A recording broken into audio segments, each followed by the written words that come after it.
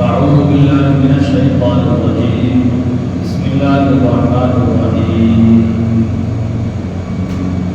وإذا بشر أحدهم بالأنثى ظل وجهه مسودا وهو كظيم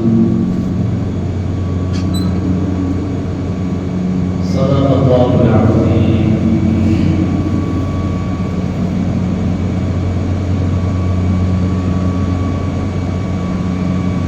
قابل احترام بزرگوں اور دوستوں،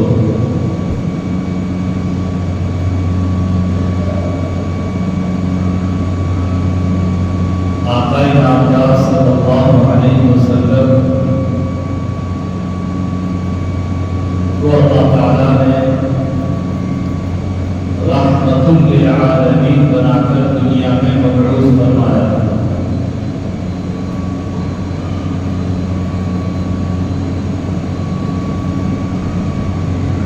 مطلب یہ ہے کہ آپ پوری انسانیت کے لیے مہربان بن کر دنیا میں تشریف لائے.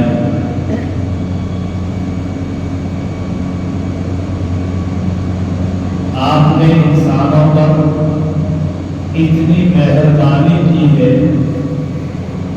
اتنی مہربانی کی ہے، گویا کہ آپ نے انسانوں کو ایک نئی زندگی عطا کی. اللہ رب العزت نے آپ کے ذریعے سے انسانوں کو ایک نئی زندگی عطا کی ہے. وہ کیا؟ وہ یہ ہے کہ زمانہ جاہلیت میں انسان کا خون عمومی طور پر سستا ہو گیا. جو چاہتا جس کو چاہتا جب چاہتا قتل کر دیتا. تو خون ایسی عام ہو گئی تھی، انسان کا خون بالکل آسان اور سستا ہو گیا تھا. اور بالخصوص عورت کا خون تو بہت ہی زیادہ سستا تھا. عورت کی تو پیدائش بھی لوگوں کو بری لگتی تھی. بچی کی گھر میں ولادت پیدائش بھی بری لگتی تھی. کتنی بری لگتی تھی، ان کے اس برے پن کو قرآن کریم نے اس آیت کریمہ میں بیان فرمایا کہ جب ان میں سے کسی کو لڑکی کی پیدائش کی خوشخبری سنائی جاتی تو ان کا چہرہ کالا ہو جاتا اور وہ دل میں کوڑتا رہتا کہ میرے گھر لڑکی کی پیدائش آخر کیسے ہو گئی. اور اس کے ظاہری شکل و صورت کا ایک نقشہ قرآن میں آگے بیان کیا. يتوارى القول من سوء ما بشر به أيمسكه على هون أم يدسه في التراب ألا ساء ما يحكمون. کہ جس چیز کی خوشخبری ان کو سنائی اس کی برائی کی وجہ سے، اس کو برا محسوس کرنے کی وجہ سے وہ شخص لوگوں سے چھپتا پھرتا. يتوارى القول من سوء ما بشر به، جو خوشخبری سنائی ہے اس خوشخبری کی برائی کی وجہ سے وہ آدمی لوگوں سے چھپتا پھرتا اور وہ سوچتا تھا ایمسکو علی ہون، آیا اس کو ذلت برداشت کر کے زندہ باقی رکھوں، اب یدسو فی التراب، یا میں اس کو مٹی میں دفن کر دوں.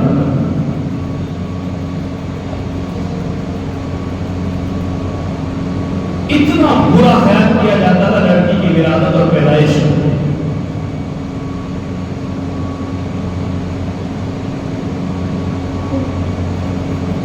آقا نامدار صلی اللہ علیہ وسلم کی حیات طیبہ،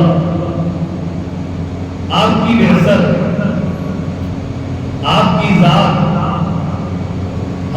کے لیے رحمت ہے. انسانوں کے خون کو بھی احترام ملا اور بالخصوص جو عورتوں کا زندہ دفن کیا جانا اس معاشرے میں عام ہو گیا تھا وہ بھی ختم ہوا. وہ بھی ختم ہوا. ایک شخص امام طبرانی رحمۃ اللہ علیہ کے حوالے سے ایک واقعہ نقل کیا. ایک شخص کا صحابی ہے اور آدمی ایمان قبول کیا صعصعہ بن ناجیہ رضی اللہ تعالیٰ عنہ. ان کا واقعہ لکھا ہے ایمان قبول کرنے سے پہلے. امام طبرانی نے نقل کیا. واقعہ یہ لکھا ہے کہ ان کے پاس کل 3 اونٹ تھے. ان میں سے 2 گم ہو گئے صعصعہ بن ناجیہ رضی اللہ تعالیٰ کے پاس. تو یہ اپنے تیسرے اونٹ پر بیٹھ کر 2 اونٹوں کو تلاش کرنے کے لیے چلے گئے. تلاش کرتے کرتے کہ یہاں اپنے 2 اونٹوں کو پا لیا. جا کر کے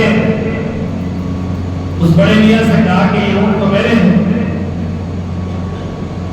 تو اس نے کہا ٹھیک ہے. یہ چلتے چلتے یہاں آ گئے تھے, میں نے باندھ لیا, آپ کے یہاں لے جاؤ. اسی درمیان اس نے کھجور اور پانی پیش کیا. ابھی کھجور پانی کھا پی رہے تھے کہ اندر سے نئے بچے کی آواز سنائی دی رونے کی. پیدا ابھی ہوا ہی ہے, اس اندر سے بچے کی آواز آئی. تو یہ کہتے ہیں میں نے ان سے پوچھا کہ لڑکا ہوا یا لڑکی ہوئی ہے؟ تو اس نے یہ بتایا نہیں کہ لڑکا یا لڑکی, اس سے پہلے اپنا مقصد بتایا, اپنا پلان بتایا. پلان یہ بتایا کہ اگر لڑکا پیدا ہوا ہے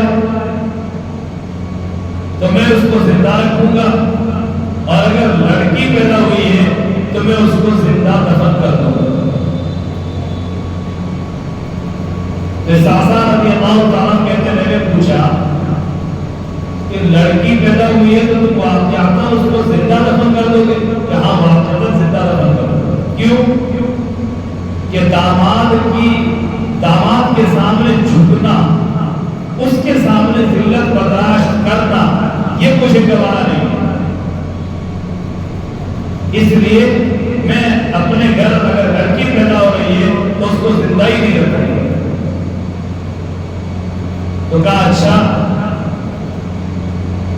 ایک کام کر لو, اندر جاؤ, تحقیق کرو, لڑکے کی پیدائش ہے لڑکی کی؟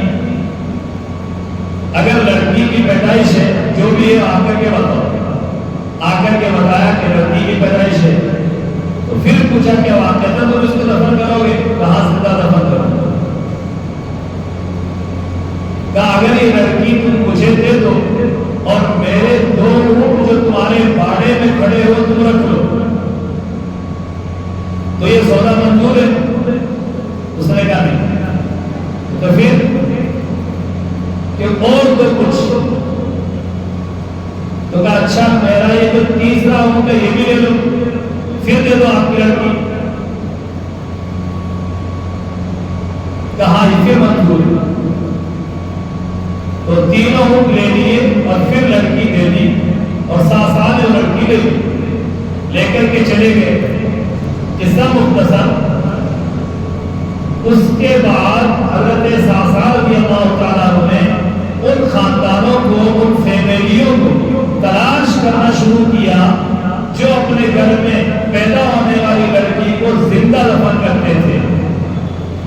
اور تلاش کر کر کے 360 بچیاں وہی 3 اونٹ دے کر کے زندہ بچایا, اپنے گھر میں رکھی, اپنے گھر میں 360 بچیوں کی پرورش کی.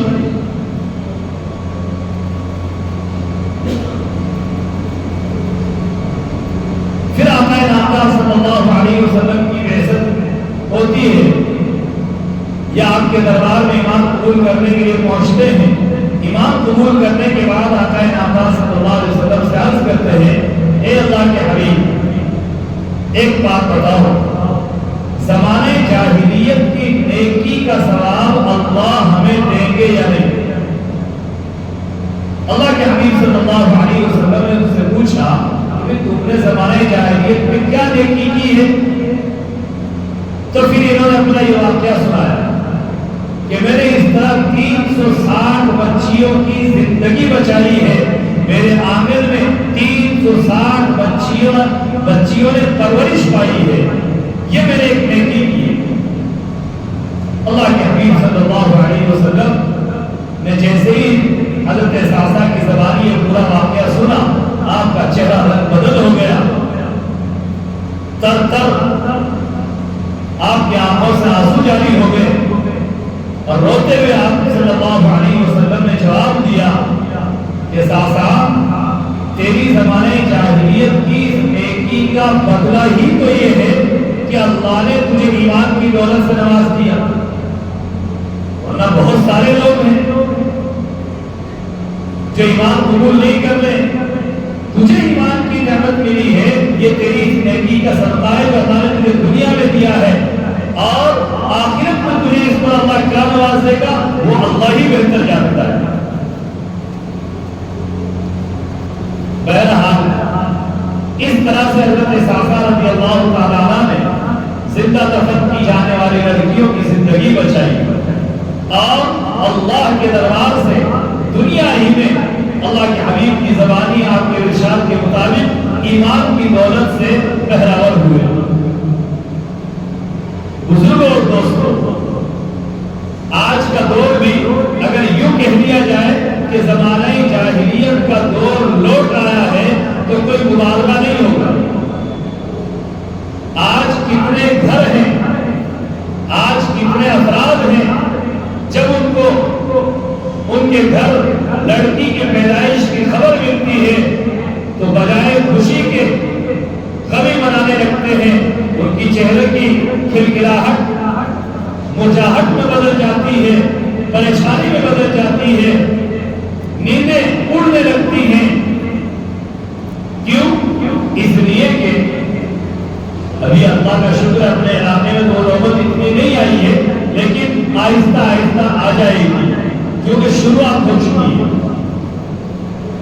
ہندوستان کے کئی علاقوں میں لڑکی کی شادی میں اتنا جہیز مانگا جاتا ہے، ایک آدمی کی جو کچھ پراپرٹی ہے، جو کچھ زندگی بھر کمایا ہوا وہ سب کچھ لگ جاتا ہے، پھر بھی لڑکی کی شادی نہیں ہو پاتی، پھر بھی سسرال پھر بھی بھکاری داماد کی مرادیں پوری نہیں کر پاتا انسان۔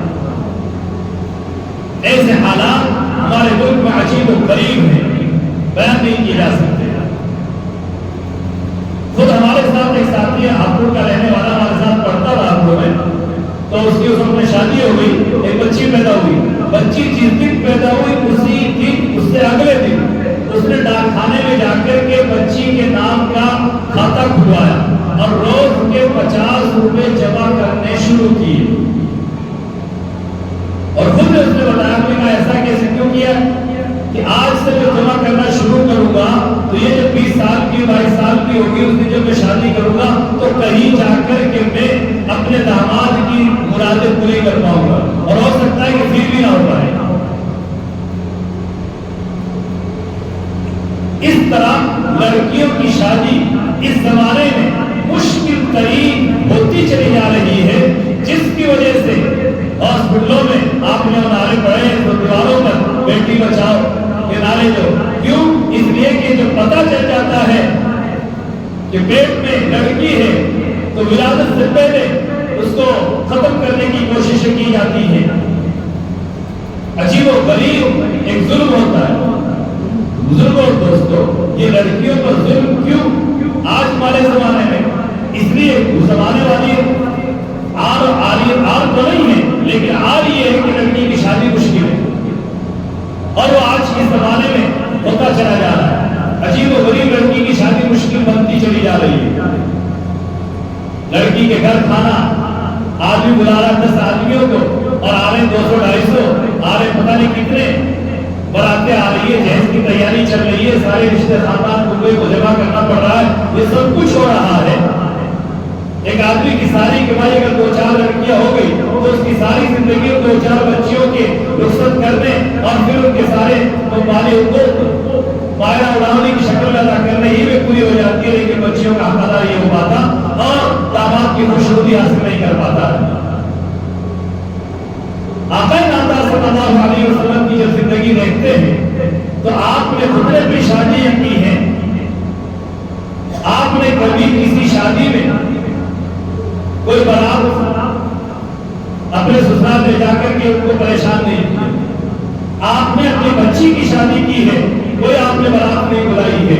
حضرات صحابہ کرام کی شادیاں ہوتی تھی، وہ حضرت عبدالرحمن بن عوف رضی اللہ تعالیٰ عنہ جو تمام صحابہ میں کتنے بڑے مالدار تھے، حیات الصحابہ میں ان کا ایک واقعہ لکھا ہے کہ ان کی وفات کے بعد جب ان کے مال کا حساب کیا گیا تو کروڑوں درہم چھوڑ کے گئے، اتنے بڑے مالدار صحابی۔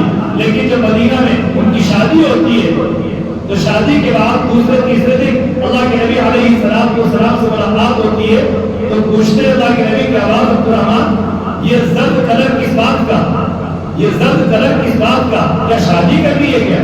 تو کہا ہاں شادی کر لی۔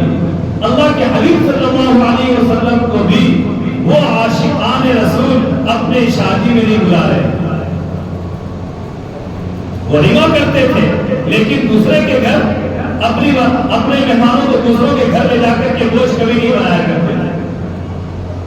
لیکن آج یہ چیز عام ہوتی چلی جا رہی ہے، اس لیے شادی انتہائی مشکل ترین عمل بنتا چلا جا رہا ہے، اور خاص طور سے لڑکی کی شادی بہت ہی زیادہ مشکل ہوتی چلی جا رہی ہے، جس کی وجہ سے زمانے جاہلیت کی طرح لڑکیوں کو پیدا ہونے سے پہلے ان کا گلا گھونٹنے کی تیاریاں ہو جاتی ہیں، اور کتنے ہی ماں باپ ہیں جو لڑکی کو پیدا ہی نہیں ہونے دیتے اور پیدا ہی نہیں ہونے دیتے، اس سے پہلے اس کا گلا گھونٹ دیتے۔ یہ یقیناً زمانہ جاہلیت لوٹ آ رہا۔ اس لیے بزرگوں اور دوستوں، ہمیں وہ معاشرہ اور وہ سماج بنانا چاہیے جو معاشرہ اللہ کے نبی علیہ السلام نے اپنی 23 سالہ نورانی اور پاکیزہ اور رحمتوں اور بھری والی زندگی پیش کر کے دیا تھا۔ اگر وہی معاشرہ پھر سے ہم اپنے معاشرے میں لے آتے ہیں تو پھر ہمارے لیے انتہائی آسان ہو جائے گا اپنی لڑکیوں کو شادی کرنا، اپنے گھر کے اندر یا شادی کے مسئلے کو آسان بنانا۔ آقا نامدار صلی اللہ علیہ وسلم کی زندگی کو جب اپنے گھر میں لائیں گے، اپنی زندگی میں اپنائیں گے تو پھر آسان ہوگا، ورنہ یقیناً یہ جو شروعات ہوئی ہے آگے چل کر کے بہت بڑا مسئلہ بن جائے گا، جیسا کہ میوات کے علاقے میں، یوپی کے بعض علاقوں میں یہ نوبتیں آئی ہوئی ہیں۔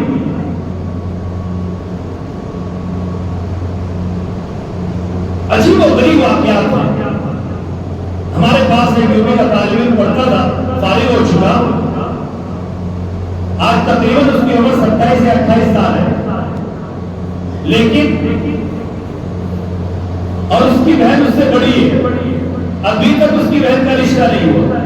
پوچھتا ہوں کیا ہوا کہ رشتہ لگتا ہے، لگنے کے بعد سلام بھی دے دیتے ہیں، اس کے بعد پھر رشتہ ٹوٹ جاتا ہے۔ کیوں؟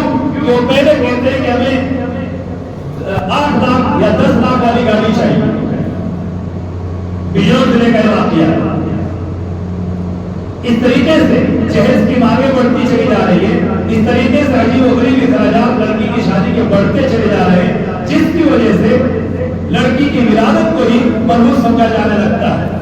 اس لیے بزرگوں اور دوستوں، ہمیں چاہیے کہ ہم اللہ کے نبی علیہ السلام والی زندگی اختیار کریں اور اپنے گھر میں اپنی لڑکیوں کی شادیوں کو آسان سے آسان بنائیں، اور آسان سے آسان بنانے کی شکل یہ ہے کہ ہم وہ کام بند کریں ذرا پہلی مرتبہ کہ جو کام سب سے مشکل بھی ہے اور وہ کام اپنی گود میں بہت سارے گناہ رکھتا ہے، خود وہ کام غیر شرعی ہے، خود وہ کام غیر شرعی ہے اور گناہ کا کام ہے، اور اپنی گود میں ایک گناہ نہیں کئی گناہ رکھتا ہے، ظلم وہ رکھتا ہے، بے حیائی وہ رکھتا ہے، ناچ گانا وہ رکھتا ہے، فضول خرچی وہ رکھتا ہے، فیشن وہ رکھتا ہے، نہ جانے کیا کیا گناہ اپنی گود میں وہ رکھتا ہے۔ اور وہ گناہ ہماری شادی میں بارات کا گناہ ہے. اللہ کے حبیب صلی اللہ علیہ وسلم کبھی بارات نہیں لے گئے. عجیب و غریب ایک تجزیہ ہے کہ عربی زبان، عربی لینگویج ساری دنیا کی لینگویجوں میں سب سے زیادہ مالدار لینگویج ہے. یعنی ہر لفظ کے لیے لفظ ایک معنی کے لیے 10 لفظ مل جاتے ہیں، لیکن بارات کے لیے کوئی لفظ ہی نہیں عربی میں. کیونکہ عرب معاشرے میں بارات کا کوئی ذہن ہی نہیں، کوئی تصور ہی نہیں تھا. نہ آقا نامدار صلی اللہ علیہ وسلم کے زمانے میں تھا، نہ ہے. بارات کا کوئی تصور ہی نہیں. لیکن یہ تصور ہمارے یہاں آیا ہوا، اور یقیناً یہ کہاں سے آیا ہوا؟ حضرت حکیم رحمۃ اللہ علیہ کا کہ زمانہ جاہلیت میں لوٹ مار کا عام بازار گرم تھا، بارات لے کر کے جاتے تھے، دلہن لاتے تھے تو لوٹنے کا ڈر رہتا تھا. اس لیے ہر گھر فی گھر ایک نوجوان آدمی کو ساتھ لے کے جاتے تھے کہ کہیں بیچ میں کوئی نوبت نہ آ جائے. بس وہاں سے بارات چل پڑی اور اس کی کوئی حقیقت نہیں ہے. اس لیے بزرگوں اور دوستوں، ہمیں بارات کے مسئلے کو زیادہ زیادہ روکنے کی کوشش کرنی چاہیے تاکہ ہماری شادیاں آسان ہو جائیں اور گناہوں سے پاک شادیاں ہو جائیں. اللہ تعالیٰ ہم سب کو عمل کی توفیق نصیب فرمائے. جیسا کہ ایک اعلان ہوا ہوا ہے، پچھلے اتوار میں میٹنگ بھی ہوئی تھی سماجی لیول کی کہ اس مسئلے کو لے کر ہم گاؤں لیول پر بیٹھ کر کے مشورہ کر کے اس مسئلے کو طے کریں گے.